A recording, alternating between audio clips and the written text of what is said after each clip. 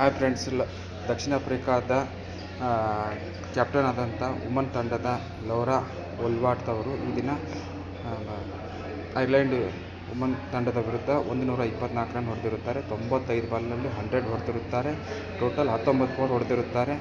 ಅವರು ವಿಶ್ವಕಪ್ ನಂತರ ಸೆಮಿಫೈನಲ್ 169 ಇಂಗ್ಲೆಂಡ್ ವಿರುದ್ಧ, ಭಾರತ ವಿರುದ್ಧ 102 ಫೈನಲು, ನಂತರ ಮೊನ್ನೆ ಪಂದ್ಯದಲ್ಲಿ 31 ರನ್ ಹೊಡೆದಿರ್ತಾರೆ. ಈ ದಿನ 124 ಹೊಡೆದಿರ್ತಾರೆ. ಒಟ್ಟಾರೆ ಈ ವರ್ಷದ 4ನೇ ಏಕದಿನದ 100, ಒಟ್ಟಾರೆ ಅವರ ಜೀವನದಲ್ಲಿ 12ನೇ ಏಕದಿನದ 100. ಕೇವಲ 26 ವರ್ಷದ ಲೌರಾ ವೊಲ್ವಾರ್ಟ್ ಅವರು ಭಾರತದ ಸ್ಮೃತಿ ಮಂದನಾ ಅವರಿಗೆ ಒಳ್ಳೆ ಕಾಂಪಿಟೇಟರ್ ಆಗಿದ್ದಾರೆ.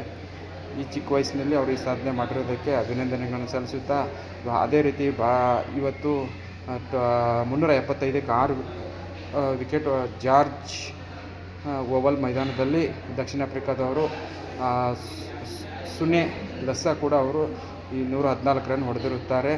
ಅವರು ಏಕದಿನದ 2ನೇ ಸೆಂಚುರಿ ಆಗಿರುತ್ತದೆ ಅವರದು. ಭಾರತದ ಅಂಡರ್-19 ಏಷ್ಯಾ ಕಪ್ ಮಲೇಷ್ಯಾ ಪಂದ್ಯದಲ್ಲಿ 408ಕ್ಕೆ 7 ವಿಕೆಟ್ ಹೊಡೆದಿರುತ್ತಾರೆ ಭಾರತದವರು ಮೊದಲು ಬ್ಯಾಟಿಂಗ್ ಆಡಿ 7 ಸ್ಟೇಡಿಯಮ್ಮಲ್ಲಿ. ಅಭಿಷೇಕ್ ಕುಂಡು ಅವರು 209 ನಾಟ್ಔಟು, 17 4, 9 6, 125 ಬಾಲಲ್ಲಿ ಅತ್ಯಧಿಕ ಸ್ಕೋರು.